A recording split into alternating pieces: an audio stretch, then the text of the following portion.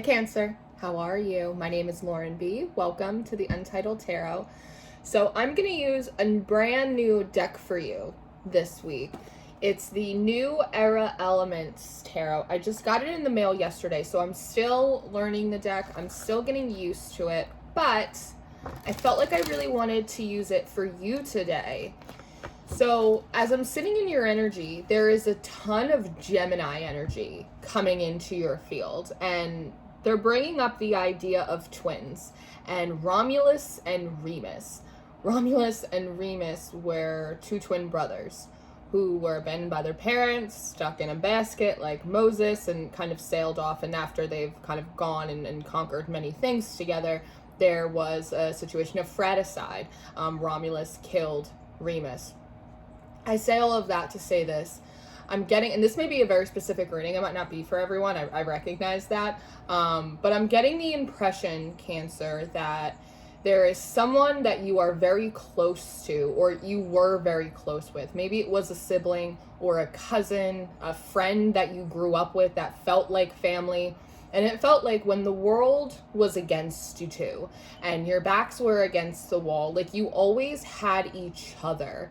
But it feels like something has happened and there is a bit of a cold war. I don't see you two like outwardly fighting necessarily, because there is a lot of love and there is a lot of history there, but I'm also pulling in the energy of like just a lot of like grief and pain, the I wish things were different sort of feeling here. And there is a sense of cold war. There is a stalemate between the two of you. So we're gonna shuffle and we're gonna keep exploring this energy. I feel you, much like an air sign, very much in your head trying to balance sort of the right way to go about this, so that way this conflict can be resolved. It does seem difficult though, because as a Cancer, you feel things very, very deeply.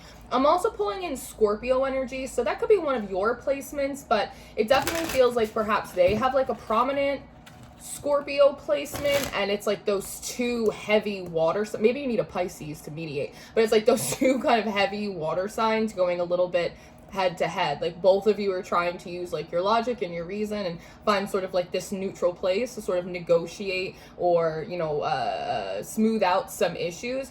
But the emotional energy is really, really potent, and I think that's contributing to this Cold War energy, because both of you perhaps could even be like sides of a family, but both of you are like feeling very emotionally intense about it, but you're both wise enough to know that it's not beneficial to act out of an emotional place as much as it is through a logical place.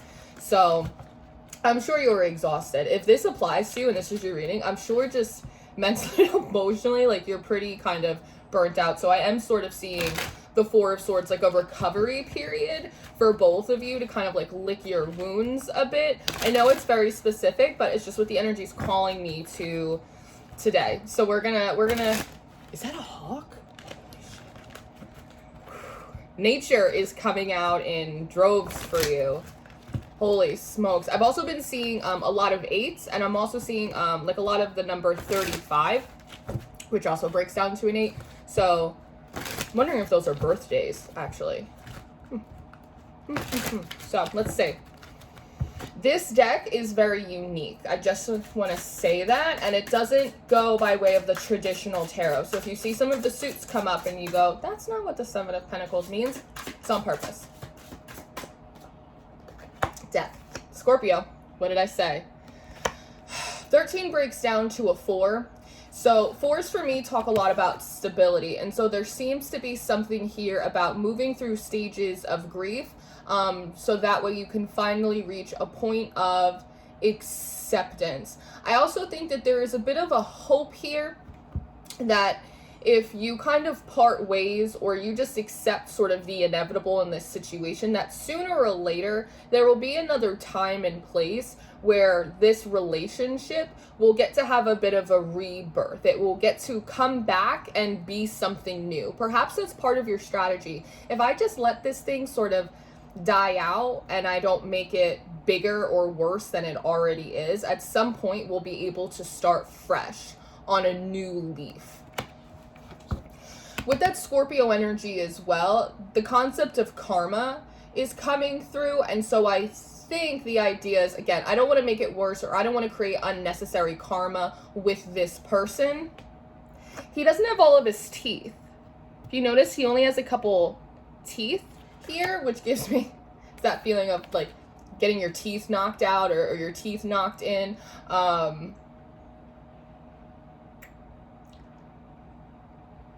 Some of this energy feels a little bit passive aggressive. I also feel like in this energy, perhaps there was an exchange of words, but again, it doesn't feel hot and heated like the Five of Wands. It feels very cool and maybe even cruel in a way. Like there were harmful things said back and forth between the two of you.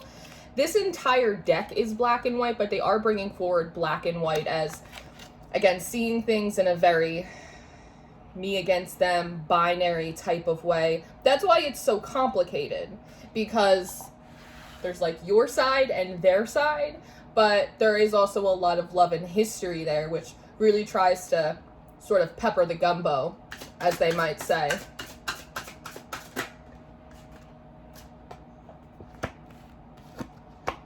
Conflict.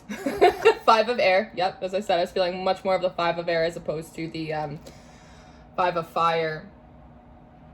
In this card, there's a plane going down. So something that I'm also pulling in is, you know, why would you get on a plane? It's to get to a certain destination. I'm wondering if the two of you had plans together.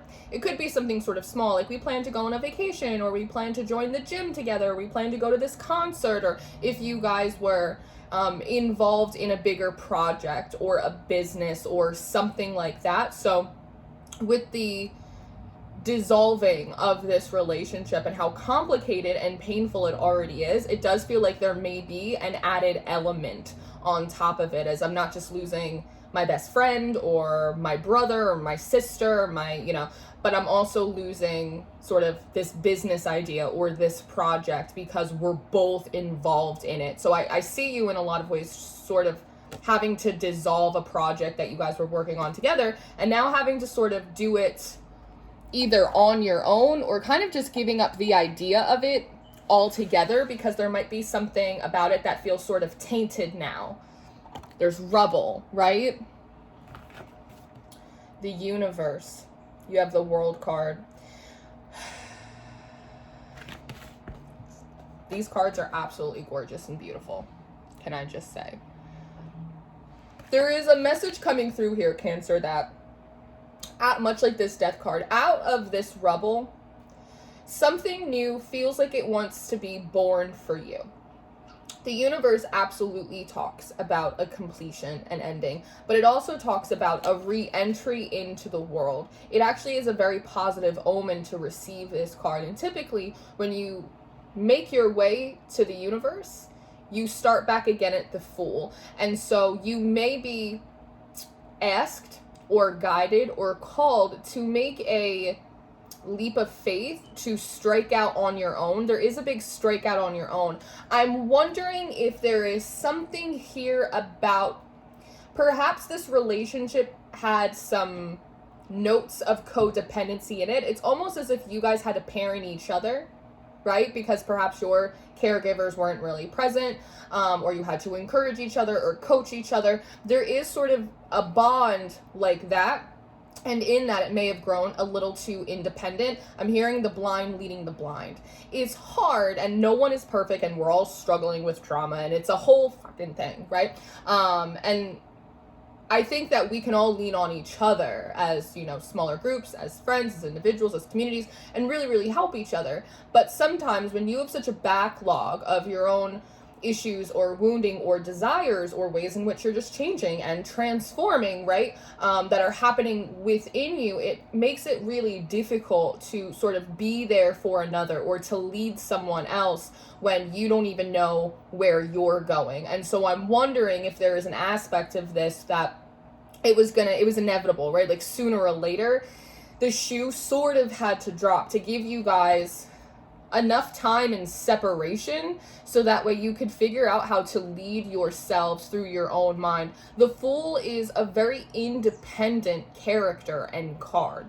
They strike out on their own. They're innovative in their thought. They're not going with what other people are necessarily thinking that they should be doing, even the people closest to them. And when our energy is, and our projects and our lives are so entangled with another, it can be really difficult to make those independent choices. And perhaps, I'm seeing a fork, perhaps it's just a necessary time through, again, something that is very difficult and hurtful, but it is a necessary and important time for you, and perhaps for both of you, to again strike out on your own and do your own thing as individual people, and not be so interconnected and not be so intertwined. I'm also getting the impression that there are situations and there are other people that want to come in for both of you, so you can have new experiences, learn new things, get to know or get to understand new relationship dynamics and experiences as well. And it's almost like some of those people, places, and things would not have been able to kind of take root in you or get close enough to you to make an impactful connection because you were so tightly woven with this other. Does that make sense? I hope that makes sense for you. There's a lot here about personal power as well, being able to tap into your own personal power. Some of this, in addition, may have to do with like the power of the shadow. The power of the shadow, the power to like stick up for yourself as well. If this individual was normally the one to like have your back and like stick up for you, it's almost the idea that like you would turn to them for that. And so oftentimes you wouldn't have to stick up for yourself, or you wouldn't learn how to like integrate or find power within your shadow because that person served that role for you, and vice versa. So there is also something about feeling much more empowered and in alignment with your desires, with your shadow.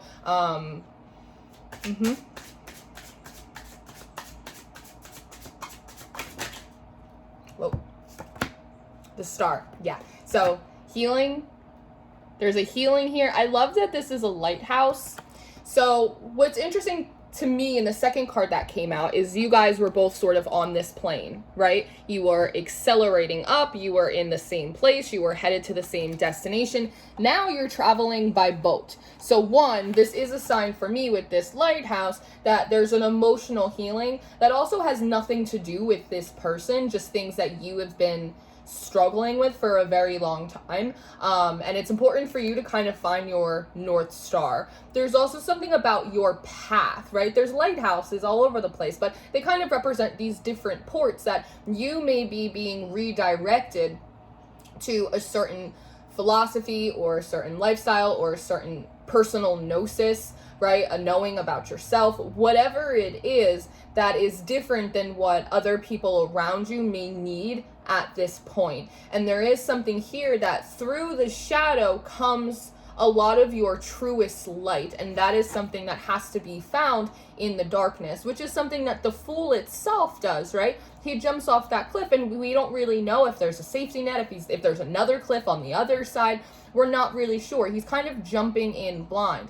But in that, you learn a lot about yourself. You understand a lot about your wounding, programming that you're going through. You learn a lot about your strength, about your own inner brilliance, and that knowing of self at like such a deep level can be incredibly healing. The Star also indicates a bit of travel. So again, perhaps you're not going by plane with this person anymore, but once you're able to dig yourself out of the rubble, and this is coming through very much like Phoenix energy, and sort of out of the rubble, sort of rise from the ashes like this Phoenix, it seems like you are still moving. You are still absolutely progressing in your life. You're just taking a different mode of transportation, and you're operating out of a different energy. Instead of operating out of air energy, you're operating through water, which is your natural element.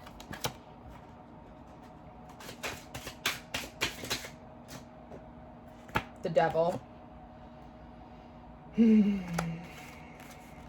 Again, a lot of this is just some more of this sort of overly dependent, codependent type of energy. There's also something about realizing that in this connection, there is absolutely like real love here, and we cannot pretend that there's not real love and a true bondedness. With that being said, it was born out of a place of trauma. It was born out of a place of heartache, born out of a place of excess, other people's excess being thrown at you two like rockets. And it's obviously manifested itself in this relationship, but it's probably manifested itself in other areas of your life too. Because I like to say, if an energy is present, it'll pop up across the board, just in different ways and different quantities.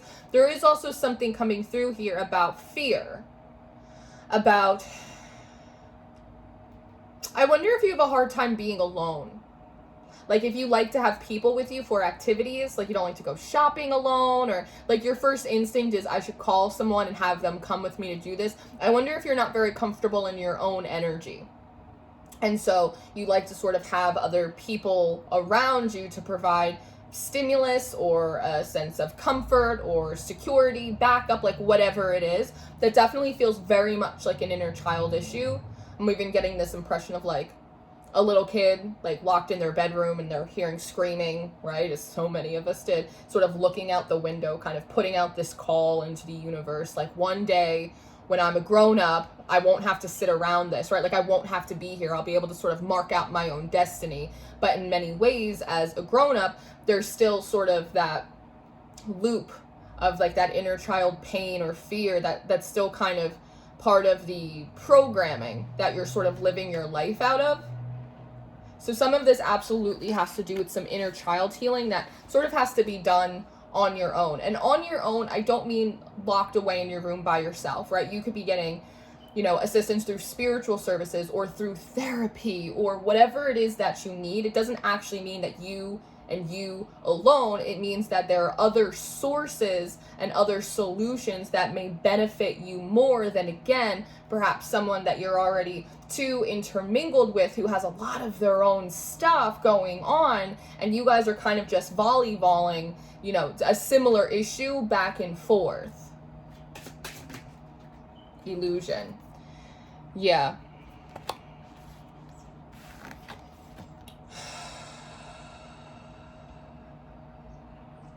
So here's the thing. Camels go on these very long journeys and they have these very large humps, right? Which they normally fill with food, with water, things for a very, very long journey. I think that in this sort of full moment, this full energy, you are thinking that to strike it on my own, to do this by myself, to not have this person in my life, is going to be so much harder than it was with them in my life. I'm going to be so much more lonely. I'm going to be so much more lost and confused. But it is an illusion, because if you see here, there's a bit of a mirage. There's only 2 of these camels, but it looks like there's a lot more. And so sometimes, and it is a water card, sometimes when we're looking through a lens of grief, which is absolutely valid, and you should allow yourself to grieve, and again, like that death card, move through the stages until you're able to hit acceptance. One decision or an action or a problem can seem so much bigger. It's like a reflection in the water, and it's just a little bit distorted. This tells me that once you start making moves and you just start taking like consistent action in this new direction, your fears seem to shrink back to right size. There is the sense of, all right, I'm doing it. It's like a little kid on a bike. All right, I'm doing it. It's not as difficult as I thought. Okay, it's not as bad as I thought it was going to be. This is okay. I'm doing all right. And that feels like a lot better for you. Yeah, power. Absolutely beautiful. This is the concentration of a lot of laser energy being kind of focused in this one particular point. 9s for me are also a very independent number. So in this, I feel like as you take these steps and you start to become much more confident in your own ability, your ability to lead yourself, your ability to regulate your own emotions, your ability to face your inner demons. And every time they do that, it feels like you get more and more and more empowered, and your energy becomes really, really concentrated. And I also see an intuitive upgrade here as well, because you're processing a lot of these emotions. Exploration, and then the Daughter of Water. Absolutely beautiful. Absolutely beautiful. So the thing is when we're looking at this rocket ship, there is a ton of preparation that goes into before this thing takes off. And then after a lot of the preparation has been done, which is I think is what you're doing sort of now, and then you have this concentration of power, which is like this big liftoff moment. And then after this big liftoff, it's sort of like you're on a hope and a prayer, right? You hope that it gets up there. You hope it makes it into orbit. You hope it finds its trajectory and it starts moving forward. That's where that full moment comes in. But then you have this daughter of water, which is beautiful. Because this is you returning. This almost feels like a whole inner child being returned back to you. That inner child holds hope and it holds optimism. It's the place where you dream bigger and bigger for yourself. It is an energy that is flexible. It is energy that is adaptable. It is an energy that can take anything, even if it is 3 leaves and a stick outside, and figure out a way to use it. Children are incredibly innovative and resourceful, and this is something that you forgot about yourself, Cancer, and I think it's coming back to you in spades, as well as being deeply connected to your emotional body as a sort of navigation system, because you are operating in it in a completely different way than you used to before. And there is a sense of both power and serenity that comes off of this daughter in water and this daughter in water. And I think that is very much part of your re-entry back into the world. There is some preparation through this healing and a bit of this detangling of sorts, but then your energy, as you do brave things, your energy concentrates, you start to expand, and then you have this big liftoff moment where you feel very sort of sure of it. Feels like you understand kind of what you're doing now. You feel much more in control of yourself. And again, there is a power and a serenity here in equal proportion, which is absolutely beautiful. So, for a lot of you, this feels like a big timeline jump. For some of you, this is a quantum leap. And I also want to say, just to wrap up this reading, that you will learn from this, Cancer. You will learn from this situation. It is deeply painful and complicated, but you will learn from this, and you will be better from it, because you are learning much more about yourself. And that's really the point of this whole thing. So, this is what I have. I am going to go do an extended reading for you. Did I do your monthly reading? I think I did. So I'm going to link your extended reading and your monthly reading for August in the description box. If I leave you here, thank you so much for being with me. I appreciate you. Any information that you're going to need for me for workshops, Patreon, one-on-one session, my August books are open. My July books are not, but my August books are open, will be down below for you. I love you so much, Cancer. Keep going. I'll see you next time.